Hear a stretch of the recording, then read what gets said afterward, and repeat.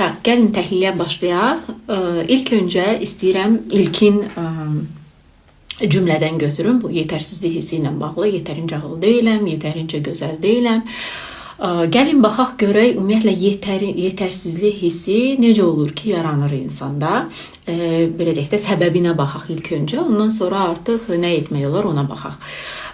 Səbəb ondan irəli gələ bilər ki, təsəvvür edin ki, uşağın inkişaf dövründə onun belə deyək də sağlam narsizm, əslində narsizm dövrü var ki, harada ona belə deyək də güzgü effekti olaraq onun necə olduğunu dünya ona aşılayır. Dünya deyəndə ki, burada nəzərdə tutulur onun ətrafı, onunla sıx kontaktda olan insanlar və ən əsası da onun valideynləri.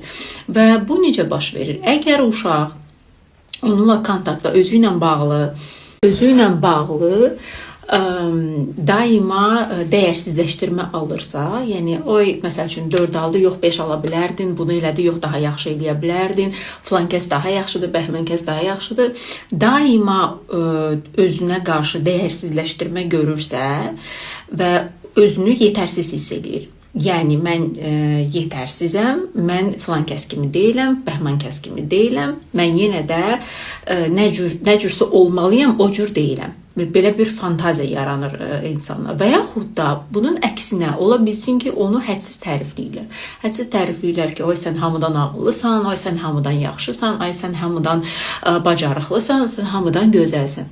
Və əslində qulağa yaxşı səslənir. Amma bu aşırı şəkildə daima olunanda və buna görə də ancaq belə deyək də özünü yaxşı aparanda, gözəl görsənəndə, iltifatlar alanda, afərin alanda uşaqda belə bir şey o formalaşır ki, mən görünən olmaq üçün, sevilən olmaq üçün hamıdan yaxşı olmalıyım, hamıdan ağıllı olmalıyım, hamıdan gözəl olmalıyım, hamıdan nə cürsə olmalıyım.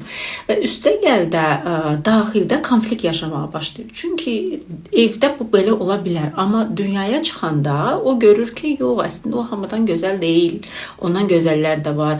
O əslində hamıdan bacarıqlı deyil, hamıdan belə deyək də ağıllı deyil, ondan da daha yaxşıları var. Amma bu konflikt böyüməyə başlayır, çünki əslində bunu belə eşidir özü barəsində, amma bu belə deyil və ona görə də daxildə başlayır çək-çevir getməyə.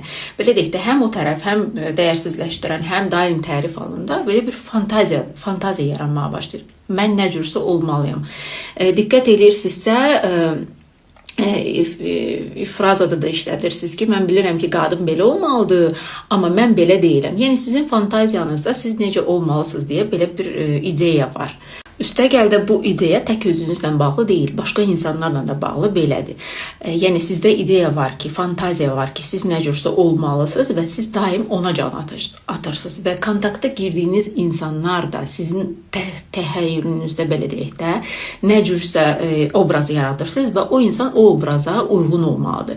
Bu isə reallıqdan çox-çox uzaqdır. Bu isə nə özündən kontakt deyil, nə də başqaları ilə kontakt deyil. Üstəgəl də bu narsistik travma da siz belə deyək də narsistik travmanızın belə deyək də özəyinin quluna çevrilirsiniz. Çünki o sizin qorxduğunuz o his başqalarını belə də xəyal qırıqlığına uğratmaq deyil. O sizin qorxduğunuz o sizi belə deyək də köşəyə sıxışdıran bir şey, o sizin daxilinizdəki səsdir. O sizin özünüzdən olan belə deyək də yüksək gözləntinizdir, başqalarından olan yüksək gözləntinizdir. Yəni o ətrafdakilərin artıq səsi deyil. Burada nə etmək olar? İlk öncə o xəyal qırıqlığı ilə bağlı qeyd etmək istəyirəm. Xəyal qırıqlığından qorxmamaq lazım gəlir. Çünki belə tip insanların ən çox keçirdikləri hiss toksik utanç hissidir özlərinə görə və üstəgəl də tək özlərinə görə hiss eləmirlər, həm də başqalarına görə də öz yaxınlarına, öz nə bilim kontaktda olduğu insanlara görə də utanç hissi keçirdə bilərlər. Özlərlə nə edirlər, başqalarıyla da biliyorsunuz eyni şey edirlər. Və xəyal qırıqlığı ilə üzləşməkdən çox qorxurlar. Çünki xəyal qırıqlığı insanı belə deyək də fantaziyadan reallığa qaytarır. Ona görə də təklif edərdim ki, xəyal qırıqlığı hissindən qorxmayasınız. Mən bilirəm ki, bununla üzləşmək sizə çətin gəlir, bu sizi frustrasiya edir, bu sizin öyrəşdiyiniz modeli dağıdır.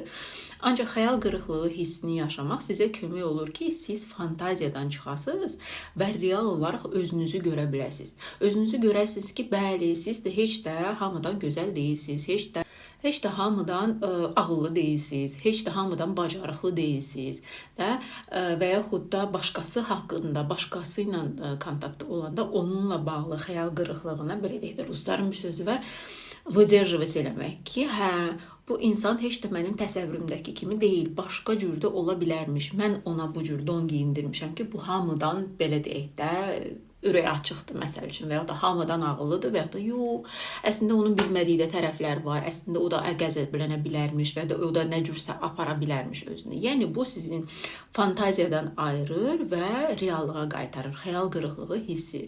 Və çox maraqlıdır ki, siz artıq özünüzlə bağlı, belə deyək də, reallığa qaydanda siz artıq görürsünüz ki, yox, əslində hamıdan nəsə etmək yox, yetərincə nədəsə yaxşı olmaq və ya da yetərincə gözəl olmaq kifayət olunur və ya da yetərincə ağıllı olmaq kifayət. Belə deyək də, bu sizə imkan verir ki, özünüzü fərqli görə biləsiniz və başqa insanları fərqli görə biləsiniz və həqiqi onlarla kontakta girə biləsiniz. Nəhayət ki, həqiqi insanı tanıya biləsiniz qarşınızdakı. Yəni fantaziyanızdakindən yox, həqiqi insanla.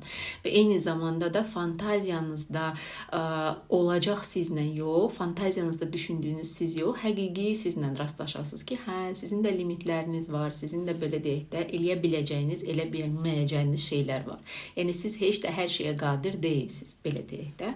Və bu insanı çox rahatlatdırır, belə deyək də, yerə qaytarır. Çünki əgər əks halda bu fantaziyada yaşamaq və çox maraqlıdır ki, bunun heç sərhədi də yoxdur ki, hamıdan yaxşı nə, necə olmalıdır və yaxud da hamıdan ağıllı demək nə deməkdir, hamıdan gözəl demək nə deməkdir. Çünki bu çox abstrakt bir anlayışdır və o olur, siçan, belə deyək də, dairənin içinə düşür və qaça-qaça gedir, heç bir yerə çıxa bilmir. Bax, buna oxşuyur. Maraqlısı bundadır ki, belə insanlar terapiyada da, psixoterapiya gələndə də özlərini eyni cür aparırlar.